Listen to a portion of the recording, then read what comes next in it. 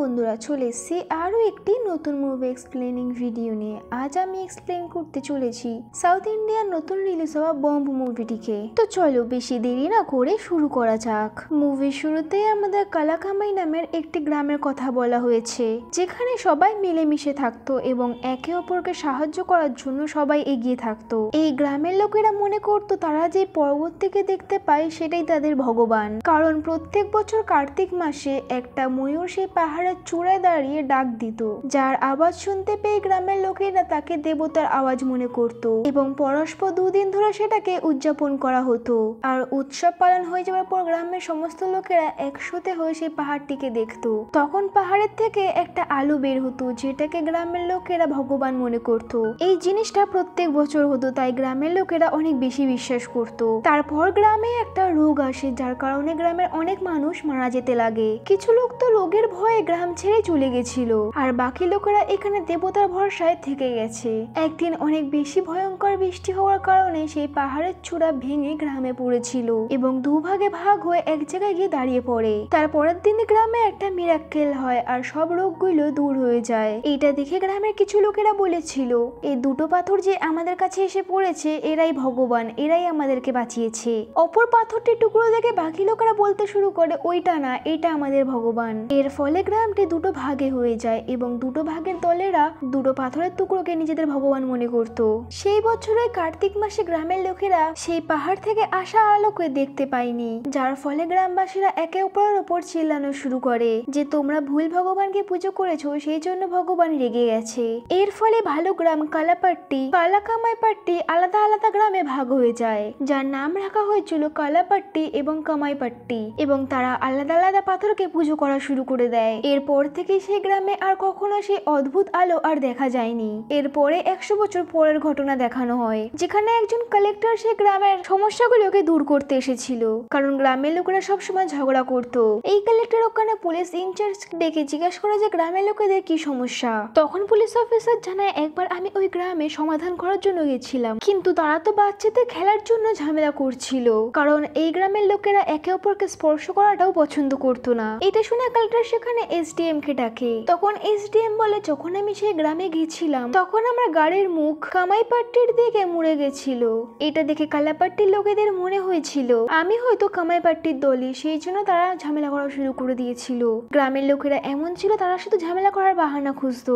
এই সমস্ত কিছু শোনার পর কালেক্টর এই গ্রামের লোকেদের সাথে দেখা করতে আসে এবং তার গাড়ির ডাইরেকশন থেকে শুরু করে সমস্ত কিছু সে খেয়াল রাখে, তার সাথে গ্রামের উন্নতির কথাও বলে। তখন গ্রামের লোকেদের মনে হয় যে ম্যাডাম তো ঠিক কথাই বলছে। তখন কালেক্টরের গলা খারাপ হয়ে যায়, তখন সে কালাপাট্টির কাছ থেকে জল চেয়ে নেয়। এইটা দেখে কামাইপাট্টির লোকেরা বলে, আচ্ছা ম্যাডাম, তার মানে আপনি ওদের দল থেকে। এই কারণে গ্রামের লোকেরা আবার ঝামেলা করা শুরু করে দেয়। এটা দেখে কালেক্টর আবার নিজের অফিসে ফিরে চলে আসে এবং সেটা দেখে সে বুঝতে পেরে গেছিল গ্রামের লোকেরা এত তাড়াতাড়ি রাজি হবে না। এরপর তো অফিসে এখানে এমএলএ আসে, যে বলে এই সবে মাত্র একটা অর্ডার পাস হয়েছে, এই যে গ্রামের লোকেরা এখানে ঝগড়া করে সরকার এদেরকে এখান থেকে তাড়াতে চায়, যাতে এখানে পিস সেন্টার বানানো যাক। এতে আর কারো লাভ নেই, কিন্তু এমএলএ এর লাভ ছিল, যে এখান থেকে পাওয়া পয়সা নিজের করতে চেয়েছিল। এই সমস্ত কিছু কালেক্টর ভালো করেই জানতো, তাই সে এমএলএ এর কোনো কথা জবাব দিল না। এরপরে আমরা কাথির নামের একজনকে দেখতে পাই, যে কিনা কোনো ভগবানকেই মানতো না। সে মনে করতো গ্রামের লোকেদেরকে একসাথে থাকা উচিত, সেই কারণে সে সবাইকে বোঝাতো, কিন্তু কেউ তার কথা মানতো না। সেই কারণে কাথির প্রত্যেক দিন রাতে মদ খেয়ে তার রাগ মেটাতো এবং তার খেয়াল রাখতো তার বন্ধু মানি। তারপর মানি কাথিরকে উঠিয়ে তার বাড়িতে নিয়ে আসে, যেখানে কাথিরকে দেখে তার বোন প্রভা অনেক বেশি রেগে যায় যে আজকে সে আবারও মদ খেয়ে এসেছে। কিন্তু তার সত্ত্বেও প্রভা তার ভাইকে ভাত খাইয়ে দেয় আর মানিকেও খেতে দেয়। মানির বলে গ্রামের লোকেরা কখনোই তার কথা শুনবে না, সেই কারণে আমাদের শহরে চলে যাওয়া উচিত। তখন প্রভা তাকে বলে, আমাকেও নিয়ে যেও। এখানে আমরা বুঝতে পারি প্রভা মানিকে পছন্দ করত। এরপরে আমরা গ্রামের পূজারীকে দেখতে পাই, যেটা দু গ্রামে পুজো করত, যে আজকে তার মায়ের বলা ভবিষ্যৎবাণীর কথা মনে করছিল।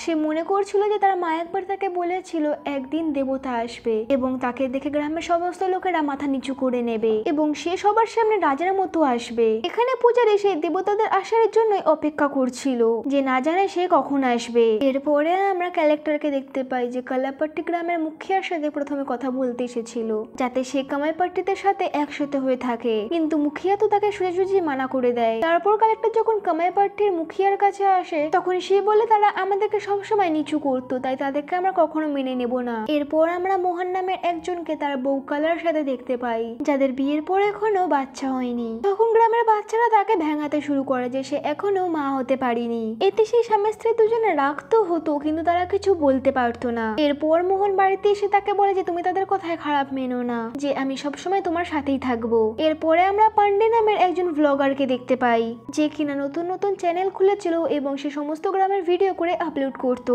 এরপর আমাদেরকে যোগেশ নামের একজন ছেলেকে দেখানো হয়, যে অনেকক্ষণ ধরে মুখে আর চেয়ারটাকে দেখছিল, যে কিনা ভাবছিল যে সবাই কেন এই চেয়ারে বসা লোকটার কথা শোনে। তখন তার বন্ধু তাকে বলে তুই ওই চেয়ারের ধারে যাওয়ার কথা ভাবিস না, কারণ এটা অন্য গ্রামের মুখিয়ার চেয়ার এবং সে তোমাকে দেখতে পেয়ে অনেক বেশি রেগে যাবে। এরপর রাত্রিবেলা প্রভা তার ভাইকে খুঁজতে বেড়ায়, যে কিনা গায়েব হয়ে গেছিল, যাকে কিনা খুঁজে পাওয়া যাচ্ছিল না। তখন সেখানে মানি কাথিরকে নিয়ে আসে এবং সে আজকে আবারও মদ্যপান করে রয়েছে। এই জিনিসটা প্রায়ই হতো, যেখানে কাথির প্রায় দিন মদ্যপান করে গ্রামের একটা কোণে গিয়ে নিজের রাগ মেটাতো। তারপর একজন কাথিন মোহন এবং তার স্ত্রীর টর্চার হতে দেখে, যাদের কিনা বাচ্চা হচ্ছিল না। তখন তারা মোহনকে একটা ডক্টরের কথা বলে এবং বলে যাও, তারা হয়তো তোমাদের চিকিৎসা করে দেবে, এবং বলে এই সমস্ত পাখণ্ড থেকে দূরে থাকতে। অন্যদিকে আমরা এমএলএ কে দেখতে পাই, যার কাছে বড় নেতার ফোন এসেছে যে ওই গ্রামটিকে খালি করাও, কারণ সেখানে 1000 কোটি টাকার প্রজেক্ট হতে চলেছে, যাতে আমাদের দুজনের পকেটই গরম হতে পারে। এর ফলে এমএলএ গ্রামটাকে খালি করার কথাই ভাবতে লাগে। এরপর যখন যোগেশ একবার ঘুমাচ্ছিল, তখন সে ঘুমের ঘরে হাঁটতে হাঁটতে সেই চেয়ারের কাছে পৌঁছে যায়, যাকে যেতে দেখে মানি দেখতে পেয়ে যায়। তখন যোগেশকে সেই মুখিয়া চেয়ারে গিয়ে পা রাখে, আর এই সমস্ত কিছু জানলা দিয়ে প্রদীপ নামের একজন দেখছিল। তখন সেখানে মনে আসে তাকে চুপচাপ সেখান থেকে তুলে নিয়ে যায়, আর না তো ওই গ্রামের লোকেরা যোগেশকে যদি এখানে দেখতে পায় তাহলে অনেক বড় ঝামেলা হয়ে যাবে। এরপর দিন কাথির তাকে জিজ্ঞাসা করে তুই সেখানে কিভাবে পৌঁছে গেছিলিস। তখন যোগেশ বলে আমি তো শুধু ঘুমাচ্ছিলাম, আমি কিছু জানি না। তখন কাথির বলে তুমি তো আমার মতোই, তোমাকে কেউ আটকাতে পারে না। এখানে আমরা দেখতে পারি কাথির মানিকেও তার মতো বানাতে চায়, কিন্তু মানে গ্রামের লোকেদেরকে অনেক বেশি ভয় পেত। এইদিকে প্রতিবেশী যোগেশের কথা বলে দেয়, সেই কারণে মুখিয়া তার চেয়ারটিকে ধোয়াচ্ছিল। তার সাথে সাথে সে তার লোকদেরকে বলছে সেই যোগেশকে মজা দেখিয়ে আসো, আমার চেয়ারে তার পা রাখার সাহসী ভাবে হলো। তখন যোগেশকে মারার জন্য সে গ্রামের লোকেরা চলে আসে। তখন প্রভা, কাথির এবং মানা মিলকর যোগেশকে বাঁচানোর চেষ্টা করছিল, কিন্তু গ্রামের লোকেরা আগে এদেরকে মারধর করে তারপর যোগেশকে মারা শুরু করে। তারপর রাগের মাথায় মুখিয়ার ছেলে যোগেশের পায়ে গরম গরম লোহা ছুঁয়ে দেয়, যেখানে যোগেশ অনেক বেশি ছটফট করছিল। আর এই সমস্ত কিছু থেকে গ্রামের বাচ্চারা অনেক বেশি অবাক হয়ে যায়, কারণ তারা কখনো ভাবেনি তাদের গ্রামের লোকেরা এরকম করতে পারে। তখনই মানে একবার তার ছোটবেলার ঝলক দেখতে পায়, যেখানে তার মা বাবা আগুনে জ্বলে মারা গেছিল। তারপর থেকে মানে ভগবানদেরকে বিশ্বাস করা ছেড়ে দিয়েছিল। এরপর যোগেশ বাড়িতে কান্না করতে করতে ভগবানকে অনেক কথা শোনাচ্ছিল, যে আমার কি ভুল ছিল যার কারণে আমার পা জ্বালিয়ে দেওয়া হয়েছে। অন্যদিকে কাথির আবারও আজকে মদ্যপান করে পড়েছিল। অন্যদিকে মোহনের বউও তাকে বলছিল আমাদের বাচ্চা না হওয়াই ভালো হবে, নয়তো সেও গ্রামের লোকেদের মাঝে বরবাদ হয়ে যাবে। এরপর গ্রামে একজন অ্যানাউন্স করছিল যে উৎসব খুব শীঘ্রই আসতে চলেছে, তোমরা সবাই তৈরি হয়ে নাও। অন্যদিকে কাথির আজকে কালেক্টরের কাছে এসে বলে গ্রামের সাথে কানেক্টেড একটা ব্রিজ বানানোর জন্য, যাতে গ্রামের লোকেরা শহরে গিয়ে ইনকাম করতে পারে, নাকি সারাদিন এই লড়াই ঝগড়ার মধ্যে পড়ে থাকুক। কালেক্টরও তখন তাকে বলে এটা নিয়ে আমি অ্যাকশন নেব। আজকে রাতে কাথির আবারও মদ্যপান করছিল এবং মনির কাছে গ্রামের বদনাম করছিল, যে আমি এতবার চেষ্টা করেছি কিন্তু গ্রামের লোকেরা একে অপরের সাথে এখনো ভগবান নিয়ে ঝামেলা করে। তখন মানি বলে আমাদের এই গ্রাম থেকে দূরে চলে যাওয়া উচিত, কিন্তু কাথির তাকে মানা করে দেয় এবং বলে এই গ্রাম থেকে আমি মরে যাওয়ার পরে চলে যাব, আর নয়তো এই গ্রামকে এক হতে হবে। এর সাথে সাথে কাথির ভগবানকে অনেক উল্টো পাল্টা শোনায়। অন্যদিকে আমরা এমএল এর গুন্ডকে দেখতে পারি, যে কাথিরকে মারতে এসেছিল, কারণ কাথির গ্রামের লোকেদের জন্য ব্রিজ বানাতে চেয়েছিল। ফলে গ্রামের লোকেরা আর ঝগড়া করবে না, তাহলে এই জায়গাটিকে কিভাবে খালি করা হবে। সেই সময় মানে কাথিরকে নিয়ে বাড়িতে চলে আসে। তখন প্রভা আমারও তার ভাইয়ের ওপর রাগারাগি করা শুরু করে। তারপর যখন সে কাথিরকে খাবার খাওয়াতে আসে, তখন কাথির একটুও নড়াচড়া করে না। এইটা দেখে মানে অনেক বেশি অবাক হয়ে যায় এবং প্রভা কান্নাকাটি করা শুরু করে দেয়, যে কাথিরের হয়ে কি গেছে। আসলে কাথির মারা গিয়েছিল এবং গ্রামের লোকেরা সবাই এক হওয়া শুরু হয়ে যায়। তখন সেখানে গ্রামের মুখিয়া এসে বলে যখনই গ্রামে উৎসব আসতে চলেছিল তখনই গ্রামের একজন মারা গেছে, এটা ঠিক হয়নি। তখন গ্রামের লোকেরা অন্তিম সংস্কার করার জন্য তৈরি হতে লাগে, আর মানে একাই কাথিরকে জাগানোর চেষ্টা করে যাচ্ছিল, কারণ সে বিশ্বাস করতে পারছিল না যে কাথির মারা গেছে। সেই সময় কাথির গ্যাস ছাড়ে, তখন মানে বিশ্বাস করে নেয় যে এ তো বেঁচে রয়েছে। তখনই গ্রামের বৈদ্য এসে চেক করে এবং বলে এ তো মরে গেছে, শুধু শরীরের মধ্যে গ্যাস রয়েছে সেগুলো বেরোচ্ছে করছে। তখন সেগুলো এমএলএ লোকেরা দেখছিল, যারা কিনা খুশি হয়ে গেছিল যে আমাদেরকে কিছু করতেই হলো না, কাজ আপনি আপই হয়ে গেছে। এইদিকে গ্রামের লোকেরা কাথিয়াকে গ্রামের বাইরে ফেলে আসার কথা বলছিল, কারণ গ্রামে খুব শীঘ্রই উৎসব আসতে চলেছে, তাই এই গ্রামে লাশ পড়ে থাকাটা উচিত হবে না। তখনই তারা এখানে কাথিরকে ওঠানোর চেষ্টা করছিল, কিন্তু কেউ কাথিরকে তুলতে পারছিল না। এটা দেখে প্রভা বলে যে কেউ আমার ভাইকে হাত লাগাবে না, এবং সে মানিকে বলে যে তার ভাইকে এখান থেকে তুলে নিয়ে গ্রামের বাইরে নিয়ে যেতে। এরপর মানি যখনই কাথিরকে তুললো, তাকে সে খুব সহজেই তুলে ফেলতে পারলো, যেটা দেখে গ্রামের লোকেরা অনেক বেশি অবাক হয়ে গেছিল। রাস্তায় মানি প্রভাকে বলে যে কাথির এখনো বেঁচে রয়েছে, কিন্তু সে বিশ্বাস করলো না। এইদিকে এমএলএ লোকেরা যখন এমএলএ কে খবর দিল, তখন এমএলএ বলে তাদের উপর নজর রাখো আর আমাকে সবকিছু বলতে থাকো। এইদিকে কামারপাট্টির লোকেরাও মানির কাছে চলে আসে, কারণ মানি তার লাশটিকে তাদের গ্রামে নিয়ে এসেছিল, সেই জন্য তারা বলছিল একে এখান থেকে দূরে নিয়ে যাও। তখন সেই গ্রামের লোকেরাও সেই লাশটিকে এখান থেকে তোলার চেষ্টা করছিল, কিন্তু তারাও কেউ কাথিরকে সেখান থেকে নড়াতে পারলো না, যেটা দেখে তারা অনেক বেশি অবাক হয়ে গেছিল যে এই সমস্ত কিছু হচ্ছেটা কি। কিন্তু তার ভাইয়ের এরকম অপমান দেখে প্রভা মানিকে এখান থেকে তার লাশটিকে নিয়ে বাইরে নিয়ে যেতে বলে, যাতে তার অন্তিম সংস্কার সে নিজেই করে নিতে পারতো। এইদিকে কিছু লোক গ্রামের মুখিয়ার সাথে ঝামেলা করছিল যে কাথির আমাদের জন্য কত কিছু করেছে, যদি আমরা তাদের জন্য না দাঁড়াই তাহলে কে দাঁড়াবে। এই বলে গ্রামের অনেক লোকেরা কাথিরের অন্তিম সংস্কার করার জন্য আসে। তারপর মানে এসে তাকে একটা চেয়ারে বসিয়ে দেয়। তার মনে হচ্ছিল যে কাথির এখনো বেঁচে রয়েছে, আর সে কথায় কথায় গ্যাস ছাড়ছিল।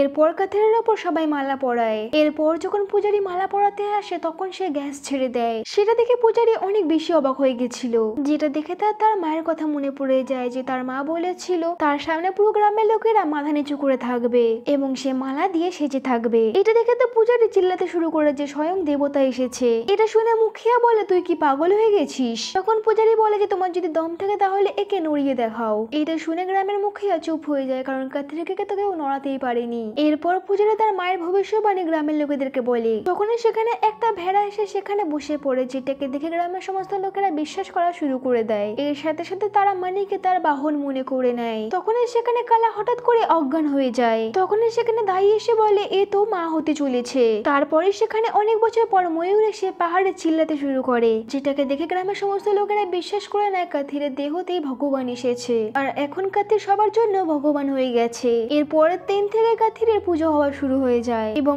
উৎসবও শুরু হয়ে যায়। অন্যদিকে মানিও প্রভাকে বলছিল যে কাথির এখনো বেঁচে রয়েছে, কিন্তু প্রভা বিশ্বাস করল না। এদিকে পান্ডি কোথাও থেকে ঘুরে এসে দেখে কাথিরের এমন অবস্থা, সেটাকে দেখে সে অনেক বেশি অবাক হয়ে যায়। সেই সময় পান্ডিরেরও 1000 সাবস্ক্রাইবার পূরণ হয়ে যায়, যেটা দেখে সে মনে করলো এটা তো কাথিরের শক্তি দ্বারা হয়েছে।